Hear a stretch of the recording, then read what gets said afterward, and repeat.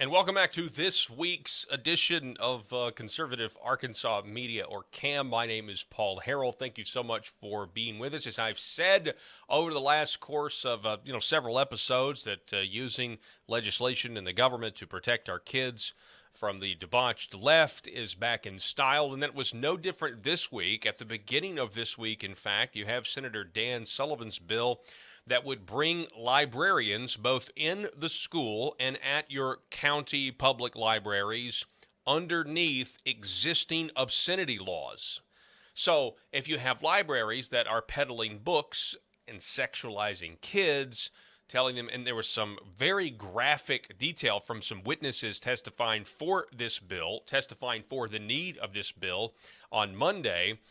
If you're opposed to that, this is going to be a good thing. Not only that, but it also sets up a system where parents can appeal to their elected officials.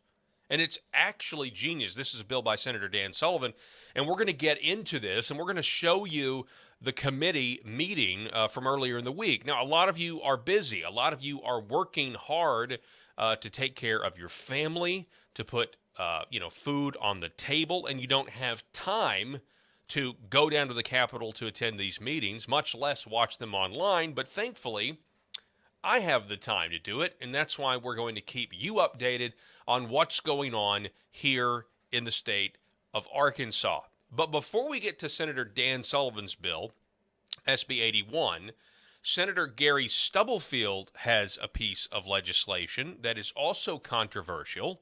It's called SB 199. Now, it's controversial amongst the lefties, amongst those who are, in the LGBT enclave. It's not controversial among Republicans, but it's Senate Bill 199. And this is where we're going to start our video footage today, because there's just something that I just have to say. I am so proud of these legislators who are standing up courageously to the left. That goes for Senator Stubblefield and Senator Sullivan and others as well, because they really are not letting the arguments of the left, or the arguments that the mainstream media would love to be useful against Republicans and against conservatives. They're not letting it get to them. And as a matter of fact, they're ignoring a lot of them because they are preposterous arguments, and they're not wasting time on some of these arguments. And I actually like it. It's the left might describe it as flippant. I would say that it's a good thing, because we're not going to be flippant about the safety of our kids. And so when you come at us with these bogus arguments, and we're about to see one, we are going to dismiss them, because we're in the middle of essentially legislative triage, where we're trying to save as many kids as we can, much like on the pro-life issue back in the day, when we knew, before Dobbs, before Roe versus Wade was overturned, we knew that the left was going to challenge our legislation in court, our pro-life legislation here in Arkansas in court, but we did it anyway because of the urgency to try to save as many kids as we can, because what else are you going to do, right? We have the same type of urgency here, although our problems are a lot more solvable here, because we don't have some looming evil Supreme Court decision that essentially took the state's right to have these debates.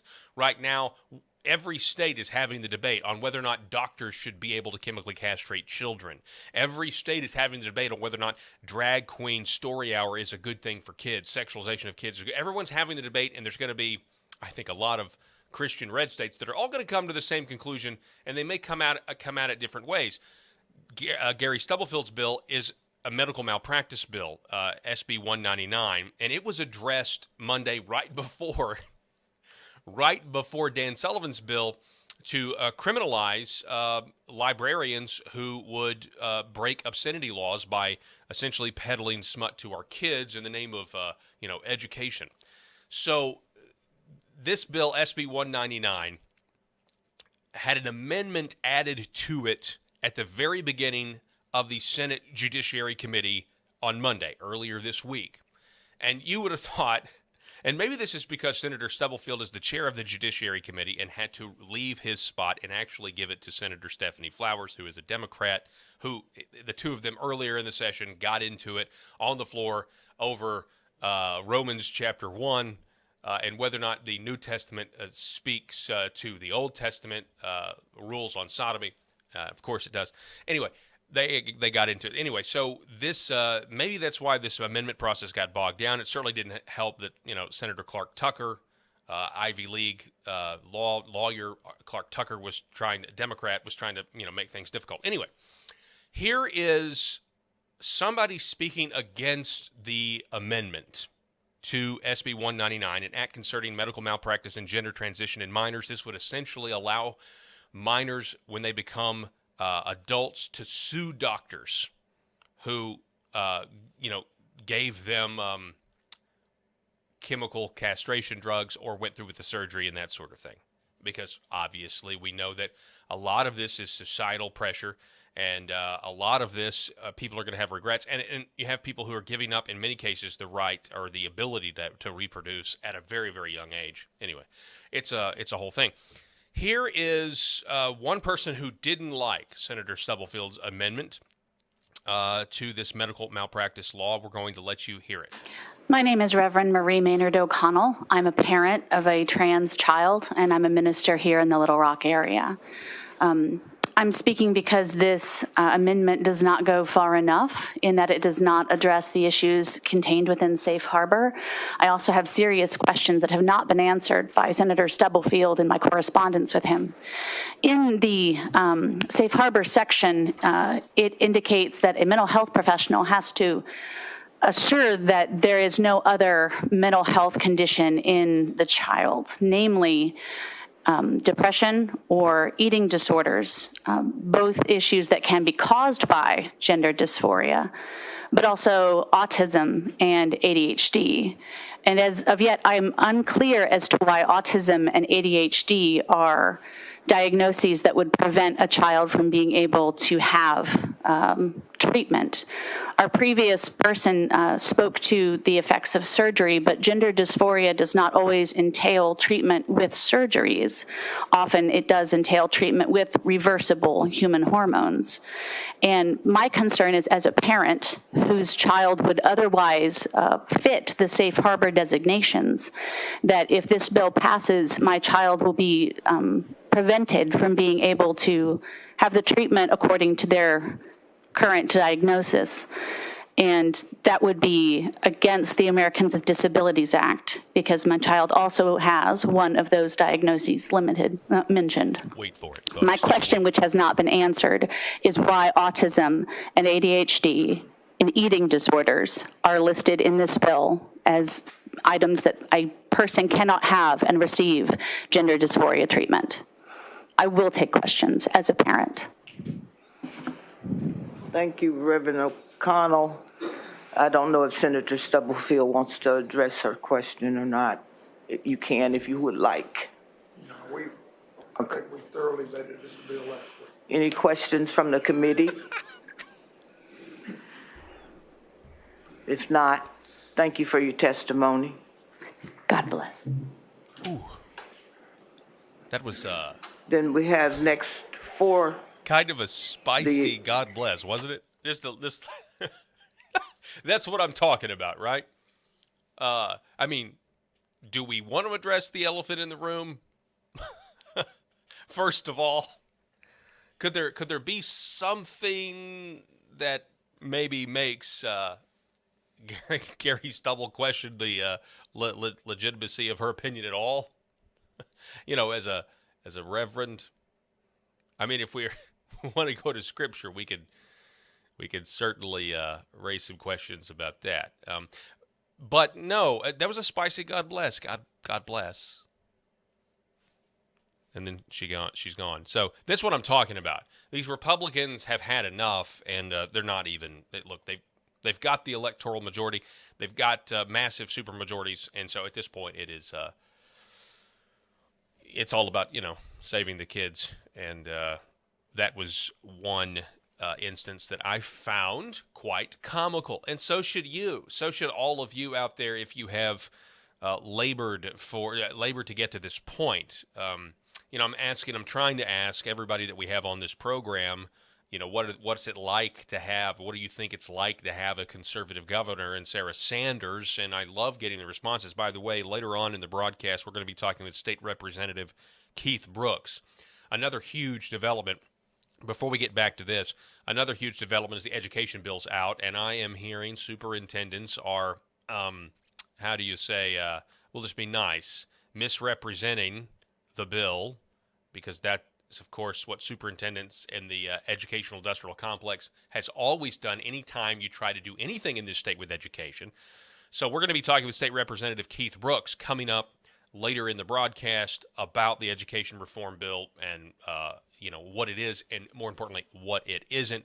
But if you have any teachers out there, this is what they do. The superintendent will basically start a lot of these superintendents will basically start some sort of gossip train that eventually makes its way to teachers' lounges, and on breaks, they hear the propaganda for why we don't need to ever make any changes to our educational system, and then they come out of the teachers' lounge and they go home and they complain to their husbands and whoever will listen about how bad this is how it works. This is how it works. It's like a propaganda gossip chain, and then all of a sudden you get all of the teachers, because if a superintendent doesn't like Sarah Sanders' educational reform goals, you're going to have, the only option they have is to get the teachers worked up into a frenzy.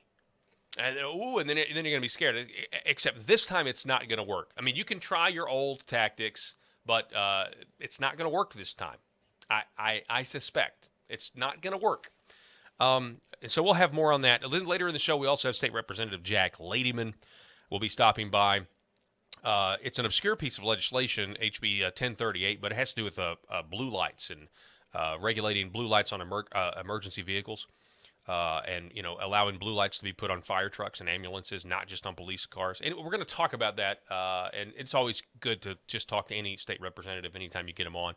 We'll see what the temperature is down in Little Rock. So let's get back to this, shall we? Let me get that out of there so I can actually navigate this page a little better. So we come down to the bill, and the first thing that Dan Sullivan has to do, he also has to have an amendment, and people go back and forth on that. It seems like forever. And then Dan Sullivan finally, I think, gets to tell you what his bill about libraries is all about and what it will and will not do. Your community has probably reached out to you about concerns in books, passages of books and complete books. This bill seeks to help us have and codify a system so that all the libraries in the state and all the schools in the state have a consistent way of that appeal process. Hopefully, the goal is that folks can solve these processes and these issues at the local level. That's the goal. And I think many libraries do that. But so we're going to codify what that process is, and that's laid out in the bill. And as I said before, it starts out with a complaint, schools and public libraries, that they make a complaint to the librarian, then it goes on to a committee, and then from there, at the county level, it goes up to the quorum court or the mayor. In the school, it goes from the librarian to... Okay, so if you don't know what he's talking about, and I'm going to let him finish, this is... there's a situation out there, specifically in Jonesboro, as well as other libraries, because I think one of the best testimonies on this was from somebody from the Washington County area. I think her name is Gloria Martin. And she did a good job laying out the obscenities. And, of course, then the left's like, you're taking this out of context. And there is no context for the type of verbiage and pictures that are in these books. None. Zero. And you'll understand that when I play you that clip here in just a moment. But you probably don't want to have young people in the room, honestly. And that really tells you everything you want to know. I'm about to play you a clip from a legislative hearing, the people's business. And I am telling you that if you have kids in the room, you don't need to have them in the room, because they're just going to hear words that they are not supposed to hear. They're going to hear phrases and different acts that young ears are not supposed to hear. So I'm going to do another disclaimer when we get closer to it.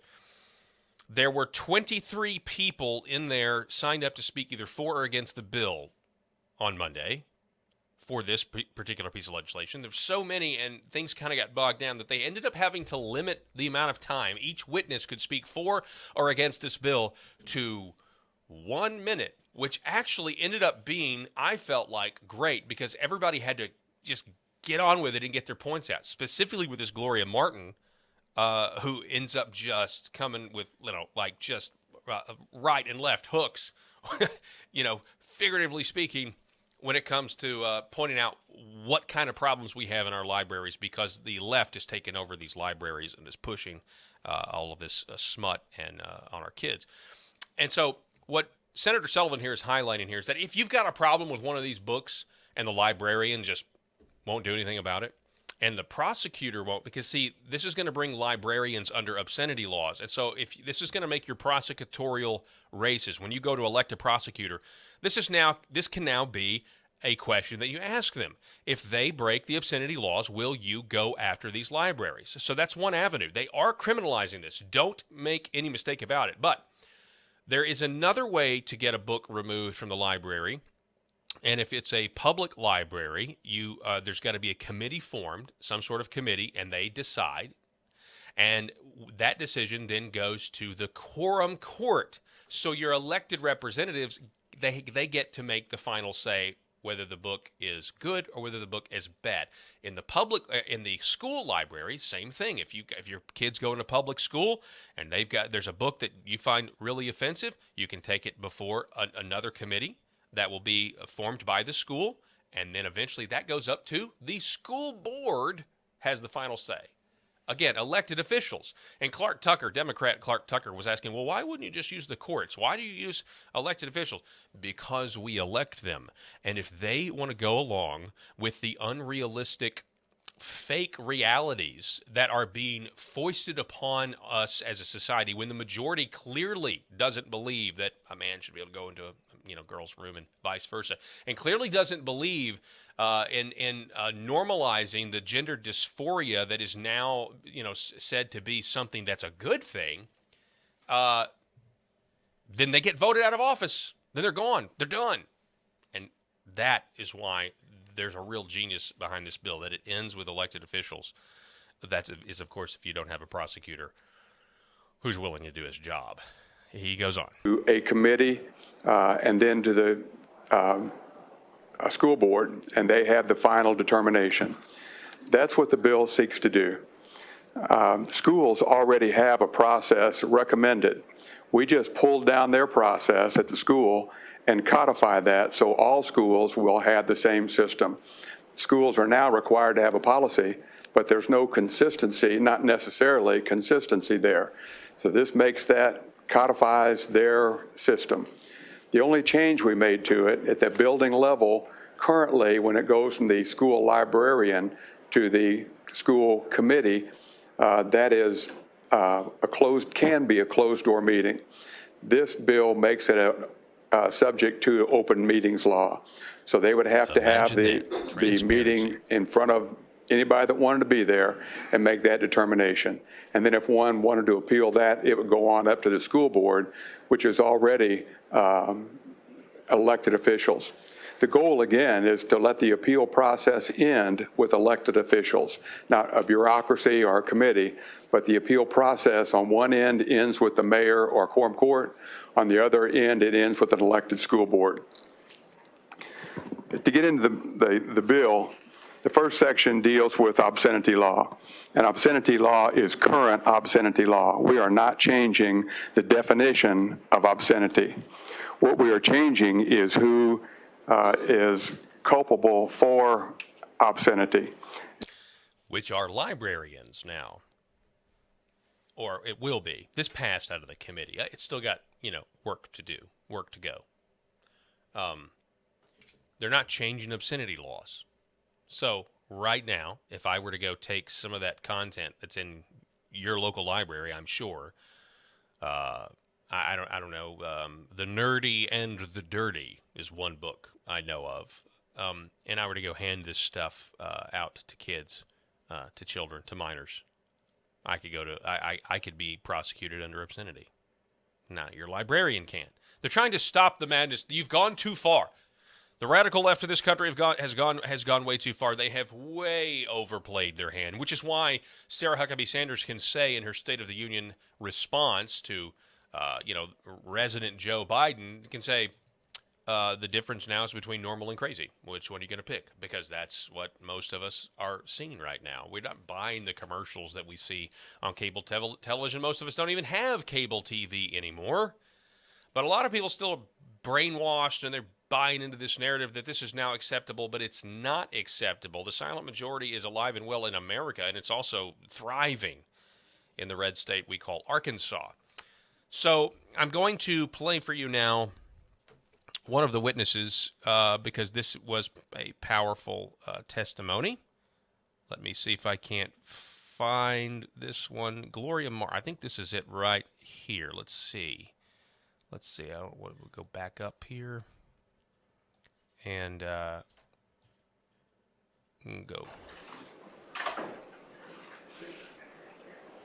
Remember, they only had 1 minute because so many people were there to testify for or against. If you will state your name, you're recognized to speak. You have 1 minute. My name is Gloria Morton with Moms for Liberty, Washington.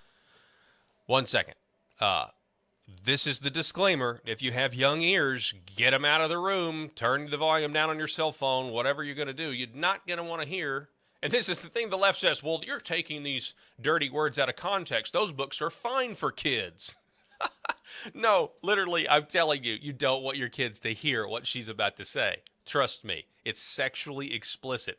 And it's just snippets here or there. But if you can't even say them, if I don't even want your kids to hear them, just imagine, there is no context where these words are okay. All right, Gloria Martin. County. I am here today asking your support for SB 81 concerning libraries and obscene materials. Recently, there's been a rise in parents speaking up against sexual content found in books in their children's school and public libraries. These objectionable books are available in school districts across the states, including our own Arkansas schools. And I gave everyone a packet here. I want to just kind of briefly go over that with you. This book is gay. That book speaks of anal sex, oral sex, hand jobs, blow jobs. That book was challenged, but yet deemed appropriate. Genderqueer, you can see the images there. You've got your packet. Flamer, I wanted to read one of the excerpts off Flamer. It says, we're each busting a load into this bottle. If you don't come, you have to drink it. Ha, ha, ha. The next picture, you see those two graphics of people having sex there. There's profanity count that you can see there. Me, Earl, and the Dying Girl. This book is also available at some junior high schools in Washington County. One of the excerpts says, yeah, Earl, I'm going to eat her pussy. You can see on All Boys Aren't Blue, there's on the left column there, I'm going to read that excerpt. It says, you told me to take off my pajama pants, which I did. You then took off your shorts, followed by your boxers. Then you stood there in front of me fully erect and said, taste it. Okay. Books need boundaries. Support SB 81. Thank you for your testimony. So I took my camera off of that shot because, I mean, you know, I didn't want you guys to see me blush, but here I am. I warned you, right? I told you, get your kids out of the room, didn't I? I told you.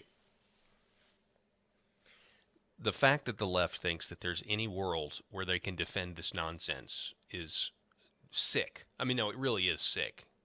That there's like, it's just, there's an argument to be made that what she said is suitable for kids. No, there's not. Not any moral one, not any one that's not evil. And just to be clear, that wasn't Senator Stubblefield cutting her off. They only had 1 minute. Each witness only had 1 minute to speak for or against the bill. So, yeah, there is a huge problem where we are peddling smut to kids. And I will just remind you that it would be better for a millstone to be tied around someone's neck and thrown in the ocean than to cause a little child to stumble. Now, you tell me, are those books designed to put kids on a path to righteousness, or are those books designed to put people on a path to destruction? My name is Paul Harrell. This is Conservative Arkansas Media, our opening segment. We're going to be right back with State Representative Keith Brooks, and we're going to talk education and the new education bill that's out. Don't go anywhere. Thank you so much for listening, Arkansas. And welcome back to Conservative Arkansas Media. So since the beginning of the session in Little Rock, really the entire state has been abuzz about Governor Sarah Huckabee Sanders' education reform agenda. People have been waiting for a bill. There have been behind the scenes, people are writing this bill, they're negotiating, they're trying to, implement massive reforms in our educational system that I think we all know as conservatives have needed to happen for a very, very long time now. So I reached out to the House sponsor of this legislation that is now passed this week, passed out of a Senate committee, passed out of the full Senate. Now it's over to the House. So I reached out to the House sponsor, State Representative Keith Brooks, and he joins us now. Mr. State Representative, thanks so much for coming on the program. We really appreciate it. Hey, Paul, glad to be here. Glad to talk education. It's a passion point for me, so certainly excited to talk with you about it. Yes, sir. All right. So first of all, you've had a busy week. How has the week been? You grab a tiger by the tail with one hand and a lion by the tail with the other hand, and then you just kind of run with it. That's pretty much where we're at right now. So, yeah, very busy week, obviously, with the formal introduction of the bill language, which there's a little bit of a misperception that a bill was written on Sunday, then suddenly dropped on Monday. That's not how it happens. This has been a very comprehensive process with a number of stakeholders, both inside the legislature and outside the legislature, for months upon end to make sure we get to something that's aggressive in nature and that deals with the challenges that our education system has. So it certainly has started in earnest this week with hitting the Senate committee, which was an all-day affair on Wednesday, and then passing off the Senate floor yesterday, which wasn't quite as long of an affair, but still pretty extensive. And then we go to the House this next week. Well, you mentioned this claim that things were just kind of dropped, and the idea is that it all happened too fast. That, to me, just from what I'm seeing on the media landscape, the headlines, that seems like a Democrat talking point. What do you think? I don't know if it's necessarily a Democrat talking point. It's a talking point that is convenient to try and push back on something that people may not agree with or don't like the policy. Quite frankly, the reality is I personally am very invested in the idea of education freedom, education, not reform, but transformation, because we have to have a long, hard look with our collective selves in the mirror and say what we've been doing hasn't been working. We know that our test scores buried out. We know the challenges that we see from our kids progressing forward in education and in society. It's not keeping up our end of the bargain for kids and for families most of all. And so I had my first meeting with people on the governor's team about this back in May of last year. And then as she rolled out her formal plan this summer that was very aggressive, that had the specific tenets of the Learns bill, and then actually working towards starting to draft legislation. We've been meeting since November in a group of people, legislators and her team and other stakeholders, to start crafting this, and even up to the standpoint of bill language for a couple months. So this is not something that was haphazardly put together, but something that has rightfully so had an extreme amount of thought and vetting as we approach it. Does it mean that it's perfect in every way? No legislation is. Quite frankly, when you look at what we vote on as a legislative body, both in the House and the Senate, oftentimes we're voting on bills that are technical corrections from prior sessions. And so things always have to be addressed, even if it's a one-page bill, much less 144 pages. So it doesn't mean that there's not something that can be tightened up that can make it better. And so that's what we're doing. That's what the committee process is. As you vet it and as we continue to have discussions on it, we continue to get better for the students of the state of Arkansas most of all. All right, so let's go over some of the specifics of the bill, if you don't mind. Now, one of them, and we've heard Governor Sarah Sanders talk about this, is the banning of indoctrination in our schools. Now, specifically, this is referring to the current problem, which is CRT, critical race theory, which is really spreading across this country. So, talk a little bit about what this bill does to address that. So the premise of this is simply ensuring that schools are teaching the things that kids need to learn to move forward. Literacy, the 3 R's, reading, writing, arithmetic, right? We've heard that for generations. And so it's ensuring that the focus is not on telling kids what to think, but teaching kids how to think. And this is not a running away from history. Goodness gracious, we've got some ugly parts of our history, not just in the United States, but in the state of Arkansas, that are being dealt with and should continue to be dealt with on a very real level within our school system. We need to teach about slavery. We need to teach about the Little Rock Nine. My dad was a classmate of the Little Rock Nine at Central High School. Those were his friends. Those were the neighborhood kids. And so we need to teach about the challenges, the Lane Massacre. Let's dive deep into that because it's a part of history. And if we teach history, it helps us not repeat it. And so this is not about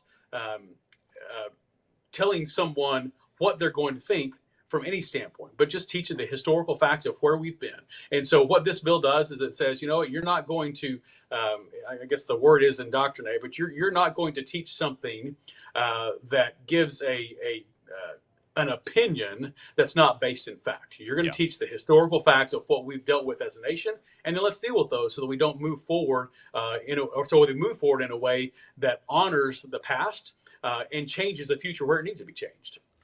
So the next portion of the bill, and I've been reading this and reading news reports, talk about the voucher system and how that's going to work. I've been covering the Arkansas legislature for a long time now, and the idea of school choice, even among some Republicans, it's been a very difficult needle to move. There's been some incremental legislation, but talk about what this bill does in terms of school choice and vouchers. Sure. And so, you know, the idea of educational freedom, which, you know, there's a lot of different terms, vouchers, educational freedom, school choice, those types of things. The idea has been around for some time nationally. But here in Arkansas, you know, there's been a little bit of movement made over the last 10 to 12 years, but not much up until last session. I think last session we passed the first real substantive school choice piece of legislation that had passed within about the last 3 or 4 legislative sessions, where we had the Philanthropic Investment in Arkansas Kids Act, which was just a tax credit scholarship that gave up to $2 million of tax credit ability for low-income kids to be able to take advantage of a private school option, should that be best for them and their family. What we're doing now is we're saying the reality is all kids deserve a choice. All kids deserve the chance to go to the school that best meets their needs. You know, we've got a school system that oftentimes has taken this round hole, and we've taken kids that are square shaped, and I'm a square shaped kid myself. So we've taken kids that are square shaped and triangle and pentagon and all these different shapes, and we wanted to beat it hard into that round shaped hole.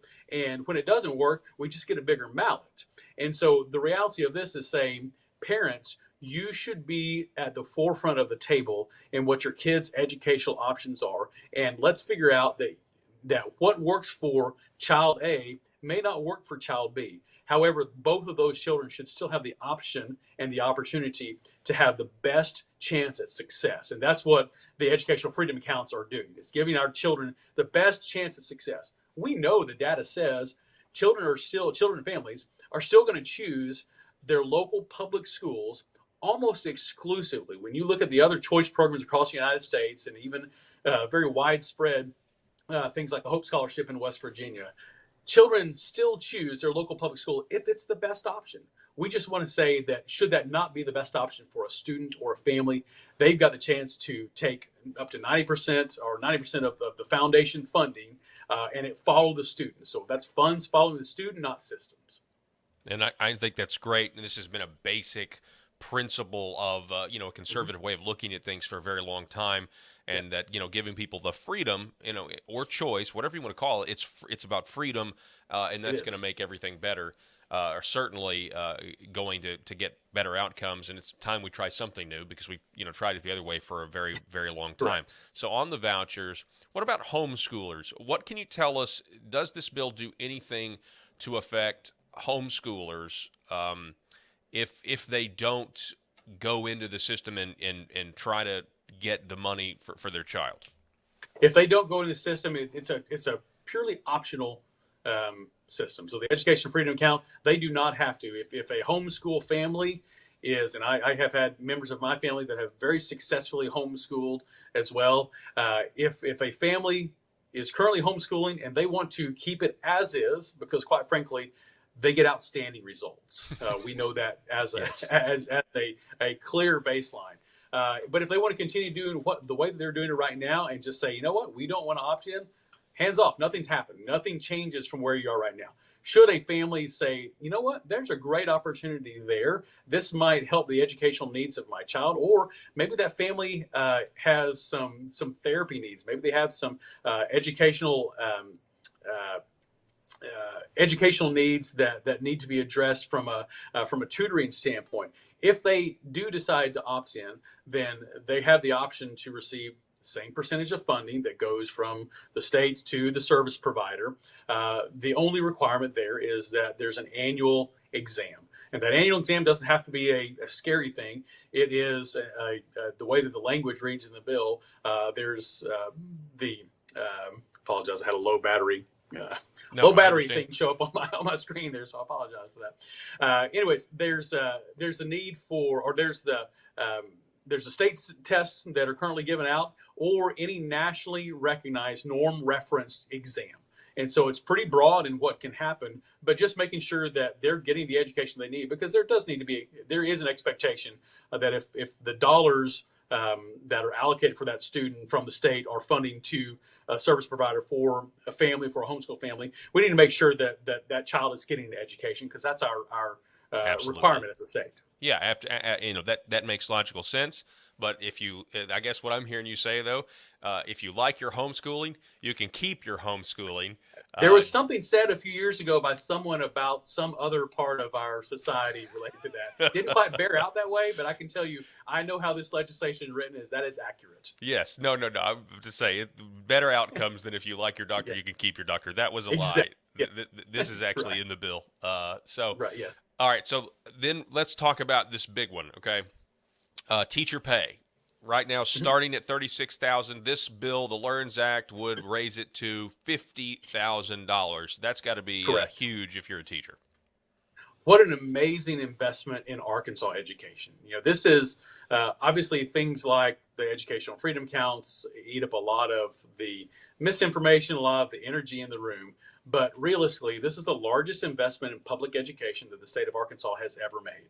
And it is highly focused on valuing our teachers. So currently the state sets a minimum salary requirement. We're basically telling school districts, you can't pay people less than this. And so right now it's $36,000. And we remember last fall, there was a lot of discussions around a special session that Governor Hutchinson was potentially going to encourage raising that. As a legislative body, we said we need to pause because we want to see what our adequacy recommendations are, which come out every other year, and that happened in November of last year, November 22. So we want to see what the adequacy recommendations are so we can make appropriate decisions related to the funding that's there.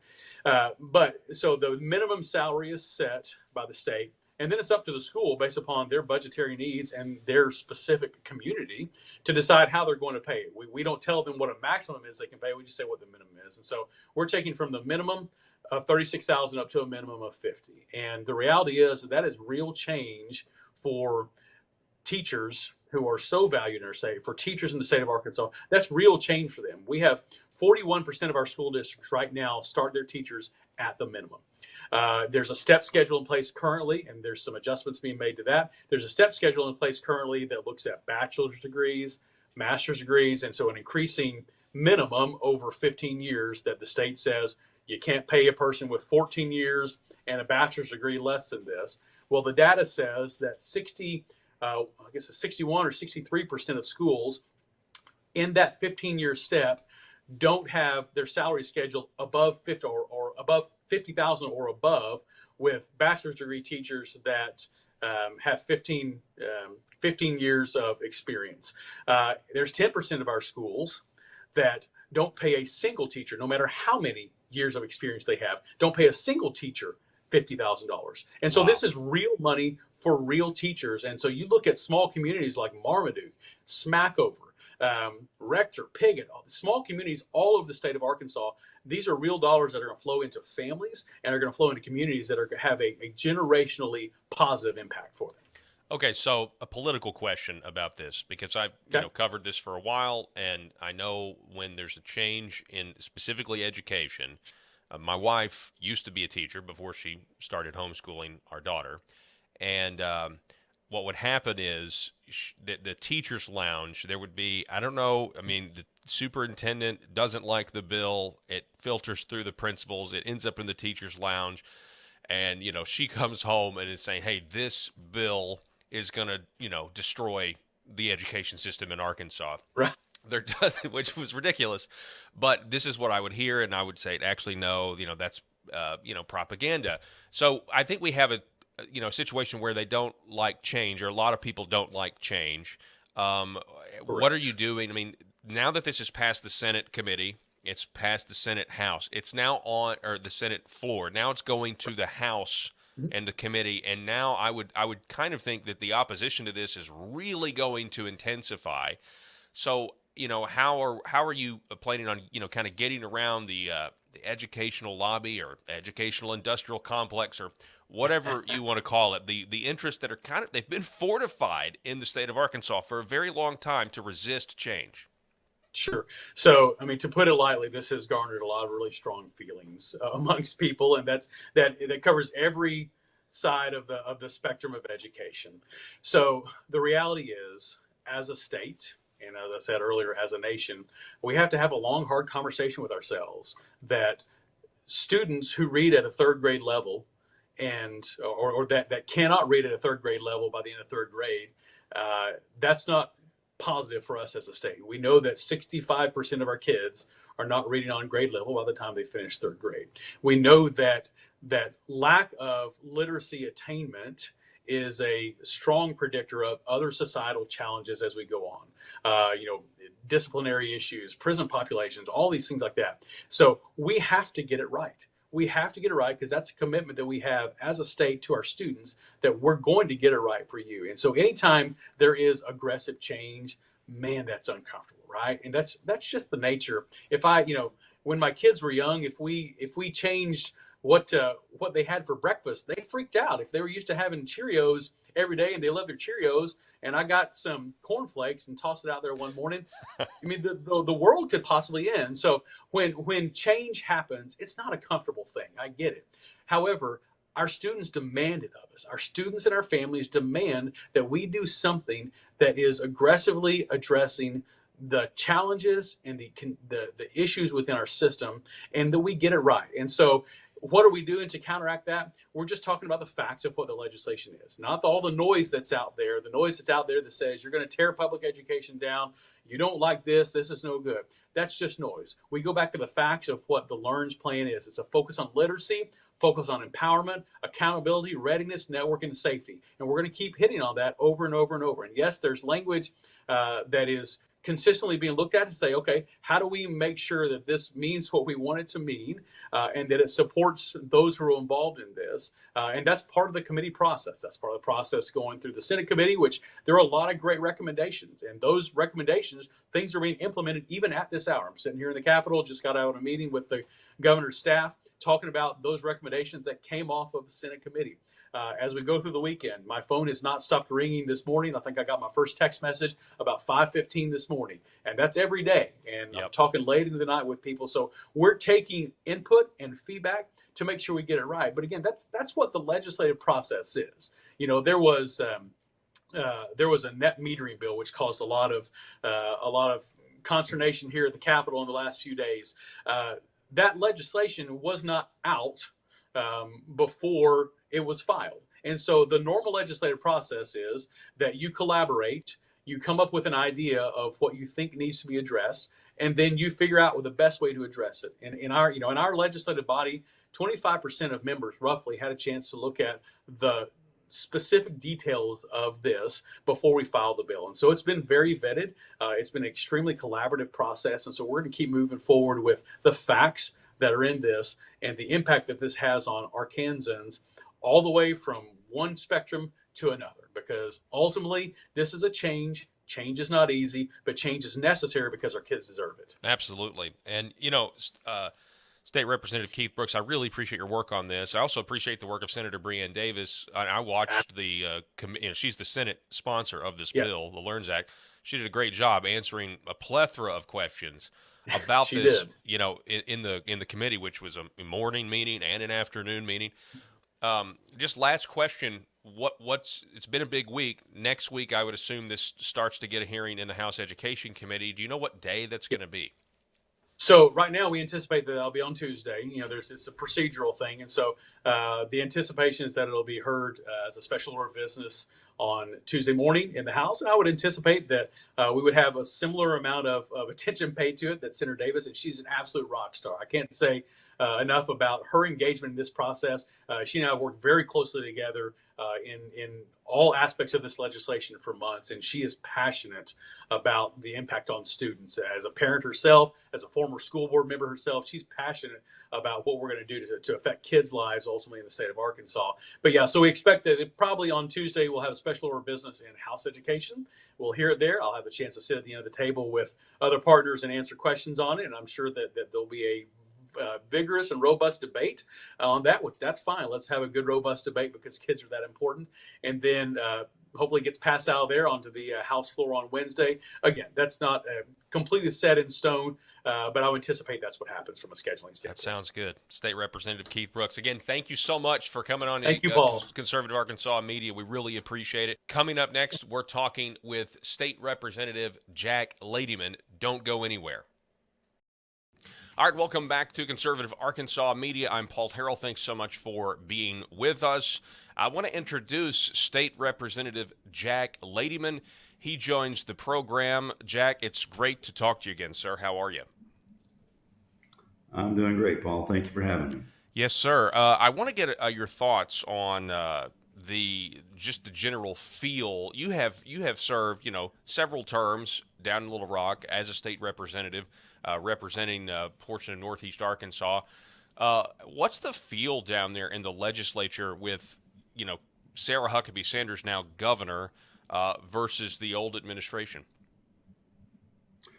Well, it's quite different. I was down here during the entire term of Governor Hutchinson.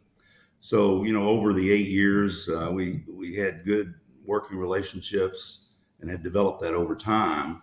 So it was a big change, with the new administration. I think 11 of the 14 secretaries are new.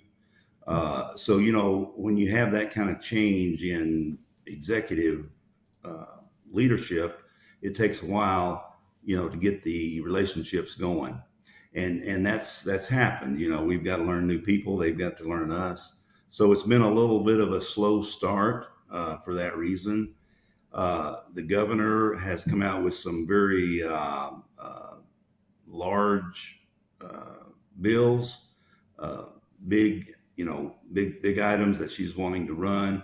So that's taken a lot of time and energy for those two major bills.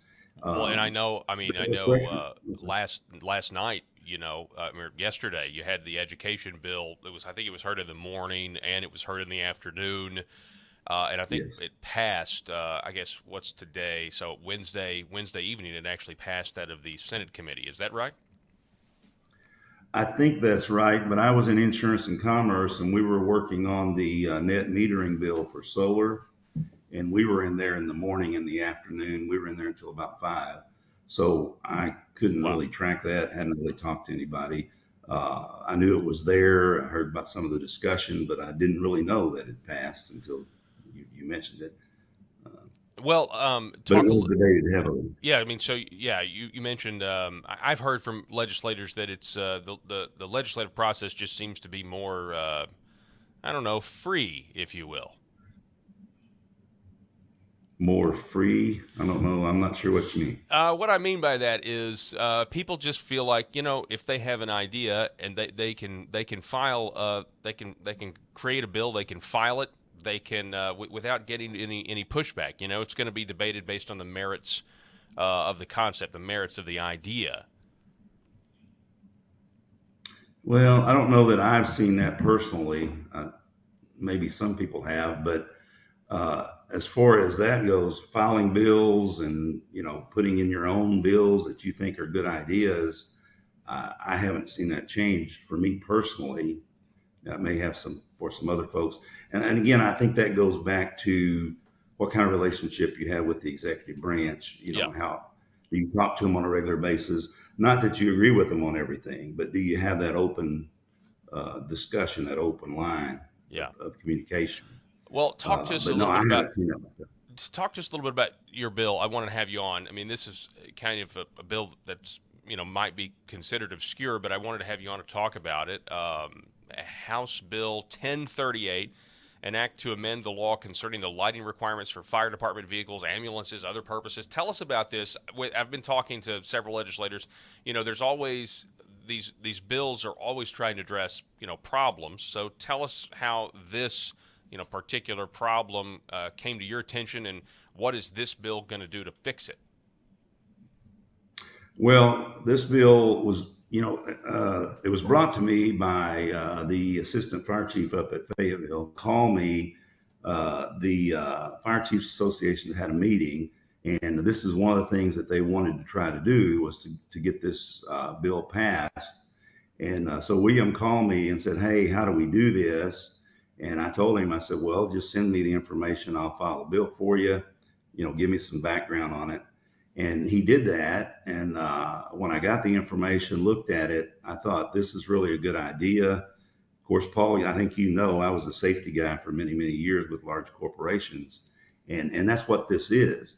It's a safety bill for our first responders, which primarily that's firemen and ambulance drivers, but it also includes the police and the public that's out there driving on the highways. And the main thing that this bill would do is it would improve the safety of first responders responding to incidents out on the highways, especially the 4-lane roads like 40, 30, 67, those roads. And so when I talked to people about that, they said, well, this is a really good idea. But some of the law enforcement pushed back on this because what the bill would do, let me just give you the crux of the bill. It would allow blue lights on the back of fire engines and ambulances. Less than 50% of the lighting on the back could be blue. The reason for that is that if people would slow down, if they see blue lights are more visible under certain conditions, like at night and maybe during bad weather. So it would improve the safety for the first responders as well as the people passing by. And, the firemen in particular, sometimes the state police will call them and say, "Hey, will you bring out a fire engine and block traffic because we've got an incident where, we need to cut somebody out of a car or whatever." And so they will actually park the engine on the 4-lane road to block traffic.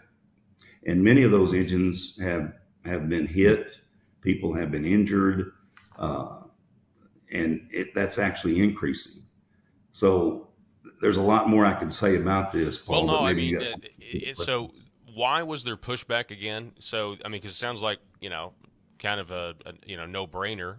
You're enabling ambulances and fire trucks to add the color blue to their lights, and the police don't like this. Why is this a problem? Well, they had some concerns about releasing blue lights that they might get out into the public, and people might misuse those blue lights.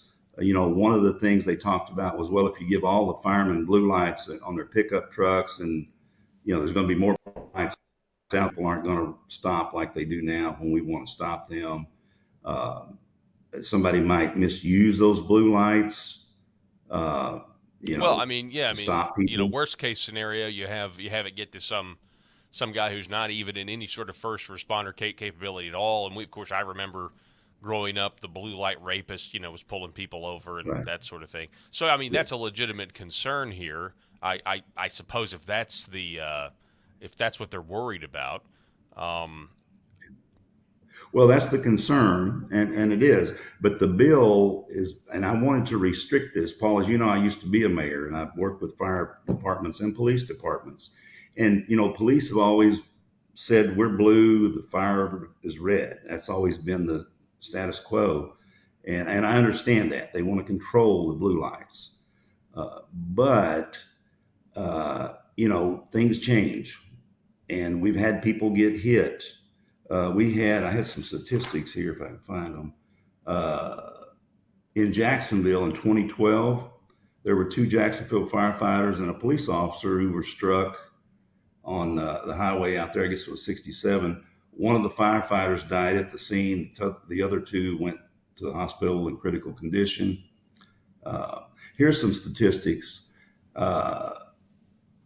In 2022, there were 61,000 incidents on roadways. 603 of these resulted in fatalities.